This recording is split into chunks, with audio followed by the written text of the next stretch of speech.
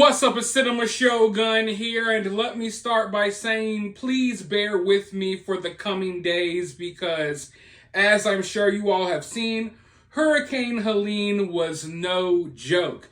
Now, my area, we got extremely lucky.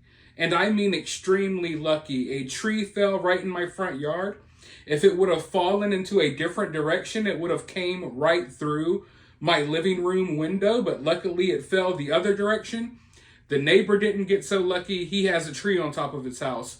It was storming here where I live for about 4 or 5 hours in the middle of the night. And it wasn't too bad where I live, luckily. But my entire area, the power has been wiped out. And somehow, some way, by some miracle, my neighborhood is like the only neighborhood with power. My power went out for like 8 minutes, and my power has stayed on through it all. The rest of my entire area for miles and miles on end, still no power. Everyone's having to throw out their groceries. There's madness at the grocery stores. There's madness at the gas pumps. But like I said, I got lucky. However, Wi-Fi is kind of moving like a snail. Yesterday, it took like 12 hours for me to upload an 8-minute video. So these videos are going to get to you when they get to you. I am trying. But in my 33 years of being alive, I've lived through multiple, sometimes half a dozen or more hurricanes a year, every single year of my life. And I've never seen a storm like this one. There were certain areas where you would think would be directly impacted. Like, I would think that where I live would be worse off than some of the mountains in North Carolina and areas of Tennessee. But this storm is just like, it's unlike any hurricane I've experienced.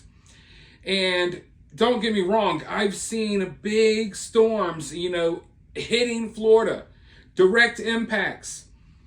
And I've seen so much damage along the coastlines and stuff like that. I've never seen so much damage so far inland.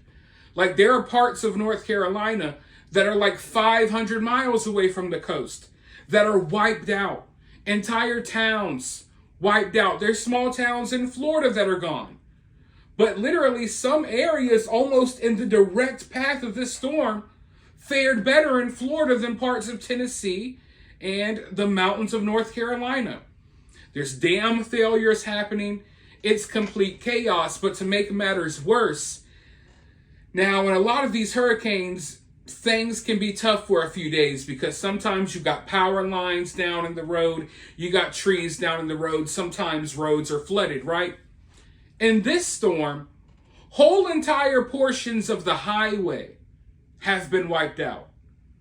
There's some towns that are now secluded. There's no way to get to them with the vehicle. You have to literally bring a helicopter. And there's portions of the highway that are wiped out. So now that's going to disrupt everything. And I mean everything. So, obviously it's already bad enough with what everyone's dealing with from this storm. But now our supply chain is going to be severely disrupted because we got whole entire highways or portions of highways that are gone. It's going to be really hard getting things from Florida up to New York or from New York down to Florida when there's whole portions of the highway that are just no longer there, folks. So that's going to disrupt a lot of things. And like I said, there's already chaos. People are out there. There's price gouging. People are buying up all types of stuff. There's long lines for people to get ice. And I'm talking about in areas that weren't even impacted in the way that some areas were. In some areas, ice and electricity, it's the least of your worries because these areas are gone. I don't mean that as it's not an exaggeration. Entire towns are gone, folks. But to make matters worse, there's a possibility that we're going to have more storms basically coming right through the same area. Now, these storms aren't going to be as powerful, or hopefully, as the one we just experienced. But I'm telling you right now, there's some areas, right, that cannot take any more rainfall. They've already been devastated so much they cannot take any more. So that is very scary. It is very scary. Right now, I have family in Steinhatchee, Florida that I haven't heard back from yet. So I'm worried about that as well. I know that they're smart enough to evacuate and they wouldn't have stayed behind, but most likely their homes are gone because half of Steinhatchee is gone. Steinhatchee, Florida. You may have heard of it. You probably haven't. It's a small little fishing town. But to make matters worse, now, like I already laid it out for you, we're going to have, a huge problem getting supplies in and out from certain areas. You're going to have, certain items missing from the grocery store. You're going to have gas stations that are without gas and stuff like that right now because we got portions of the highway missing. But to make matters worse, starting tomorrow, folks, think about everything we're already going through right here on the southeast coast and stuff, and down in other portions. Starting tomorrow, there's about to be a major strike on the ports. The longshoremen, the port workers, they're going on strike. I'm talking all the way up and down the East Coast. From Florida, from the tips of Florida up to New York, there's going to be a major strike. So we're looking at a major, and I mean major supply chain crisis. And it will affect all of America. But those of us on the East Coast are going to be affected the most. This is like the worst timing possible that we could be having problems with the ports. Basically, the ports are going to be shut down.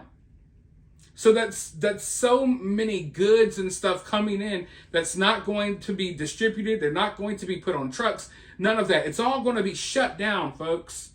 And it's shutting down. The strike is happening right after this devastating storm. So if I were you, and this kind of goes for anywhere you live, because like I said, you will probably be affected no matter where you live somehow, some way, but especially for those who were impacted by this storm, and especially for those of you all along the East Coast. It might be smart to go grab some supplies, grab some extra water. I'm not saying go out there and go crazy because that's the last thing we need, but judging at how things are looking right now, we are looking at a major problem. I can't even fully explain to you this problem because we don't know how things are going to go yet. But I mean, if we're looking at worst case scenario, you're going to see empty shelves, empty gas tanks, and Lord knows when things will get better because we don't know when the strike is going to end. And you still got large portions of North Carolina, Tennessee, Georgia, and Florida that have no power. I know in Augusta, Georgia, they say there may be 2 more weeks before portions of Augusta get power. And they don't have any fresh water either. That's another thing. And there's still people trapped in their homes. I mean, rescue crews have mentioned that they've had to leave behind bodies because some areas were just so flooded and it was so dangerous that they couldn't even get to them. So we're looking at a major problem here. And just when you think things could be getting better, we got these other storms heading our way, and we got the ports closing, and this is just a recipe for disaster. This could not happen at a worst time for America, but it's happening, folks, and it's happening tomorrow. So I want to go ahead and give you that warning. Let me know what you think about this down below. Share this video, get the word out there, let your friends and family know to be prepared. Hit that like button, subscribe, all that good stuff, and hopefully I'll be talking to you all very soon in the next one.